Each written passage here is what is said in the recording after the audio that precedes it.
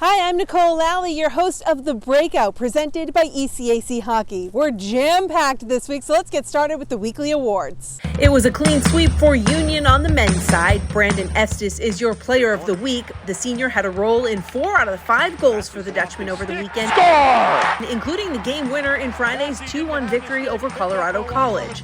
The MAC goaltending goalie of the week is Connor Murphy, making 69 saves in 2 games and finishing the weekend with a 1.92 goals against average and a .945 save percentage. And Rookie of the Week honors go to Colin Graff. Graff scored his first collegiate goal to put Union ahead Friday night, then capped off the night with an assist in the game winner. On the women's side, your player of the week is Quinnipiac grad student Taylor House. She scored 2 of the team's 3 goals on the weekend as the Bobcats battled to a pair of ties against Providence. The MAC goaltending goalie of the week is Michelle Pisechnik, the Clarkson sophomore, helping the Golden Knights to a weekend sweep against crosstown rivals St. Lawrence. Save there by Pisechnik. And it was another solid weekend for Rookie of the Week Katie Chan. The Colgate freshman's 9 points on the season leads the ECAC Hockey rookies. This week, an ECAC alum made history. Katie Guay became the first woman to officiate an American Hockey League game. The former captain at Brown has a long list of accomplishments throughout her career, but this game was extra special. I sat down with Katie to talk about what it's like to be a game changer. You made history this week. You became the first woman to ref a men's professional game. So what was that like? Well, thanks so much for having me. Certainly anytime we can highlight the officiating side of the game, that's a plus for the game and for the officials. And, certainly we're trying to get more officials out there across all levels. So thanks for incorporating this. It was a great experience. I never really had my eyes set on men's pro hockey. The Olympics had always been my goal, and that was a 8-year journey through the IHF, working various world championships. And when I reached my goal in 2018 in Pyeongchang, I thought that was the pinnacle of my career. And then I had the opportunity to attend the NHL officiating combine, and that certainly opened my eyes to men's pro hockey. Was it pretty surreal? Were you feeling really focused? How were you feeling? The support I received certainly made the moment that much more exemplified, and I then at that point just really wanted to get that first puck down. And once that opening face-off took place, then it was another hockey game, but there was definitely a lot of anticipation leading up to the 6:05 puck drop on Saturday night. It's certainly interesting. We know that in the NFL and the NBA, they've been using women to officiate games for a couple of years now. The NHL hasn't. So is that the next goal for Katie Guay, to be on NHL ice? It's one step at a time. And just like all the players that were on that ice, I think everyone strives to make it to that next league up from the AHL. And for me, that was the first game, and hopefully I'll have more games under my belt in the AHL, and just one game at a time. Yeah. And there's 10 women this year that were part of that NHL officiating combine, right? So are you guys like a pretty close group, or what's that like having these 10 ladies? I know Kelly Cook from Princeton did the game the next night. So what's the group that they have?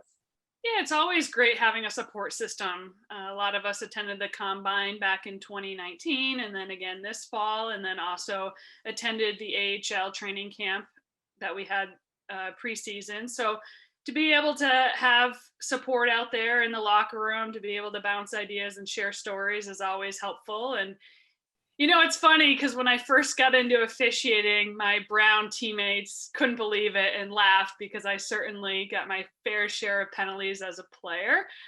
So maybe that's how I learned all the rules. But,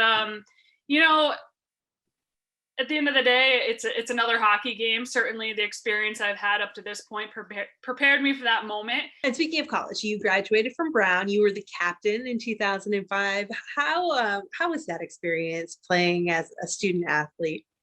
It was incredible. I had a great experience at Brown. Our team went to the Frozen Four up at UNH my freshman year. So it was just great to be able to play in the final game of the season, and had some amazing experiences there as a team. And, I had a wonderful 4 years, and really, I just enjoyed hockey so much through my college days that when I was completely done playing, eventually everyone's careers come to an end. I really miss being around the rinks. And so that's what led me to the officiating side of the game. And it's been just an incredible journey. My skates have taken me literally around the globe. Had the chance to do a lot of tournaments in Europe. A couple of years ago, I did an NHL prospect tournament out in Anaheim, where I also had the chance to be on The Price is Right while I was in town. So I've just had so many amazing experiences through the game of hockey, and I'm so grateful that I had the chance to play at Brown and that I decided to get into officiating following my college days. Katie, thank you so much. You're an inspiration. You've made the ECAC very proud, and we look forward to continuing to follow your journey throughout this season. Thank you. When it comes to game day, there are some players that are very specific about their routine, and then there are others that just like to have a little fun. Check out what our ECAC players say they do before a game.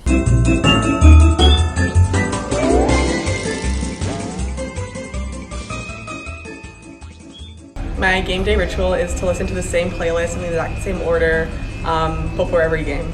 My favorite pregame ritual is walking down to the rink with our class. We always like to keep it light, just joking around before we kind of dial it in at the game.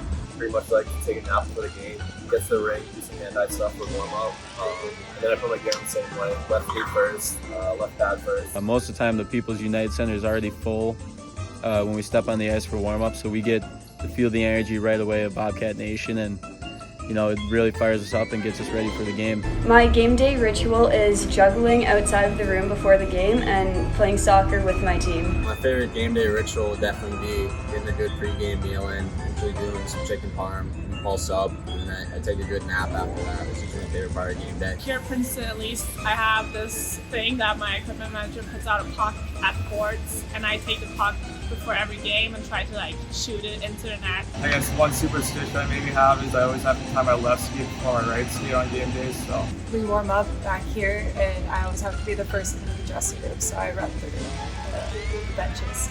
My favorite game day ritual is listening to music. as far as my game day rituals go, I don't do anything too crazy. I like to take a nap, drink some coffee, and I usually get dressed the same way every time. I don't have a lot of pregame rituals, but definitely my favorite would be getting a cold brew with Des before every game. On the road, we got a good group of guys that'll go get coffees together, and then at home, me and Charles will grab a coffee on the way to the rink, and that kind of just signals for me that it's time to start focusing on the task at hand and kind of lock in for the game. So that's my favorite pregame ritual. And a shout out to the Harvard women's team. They took some time off of the ice to get back to a yearly tradition. They prepared 3,000 sandwiches to feed volunteers at the Boston Marathon. That's all for this week. We'll see you next time on The Breakout, presented by ECAC.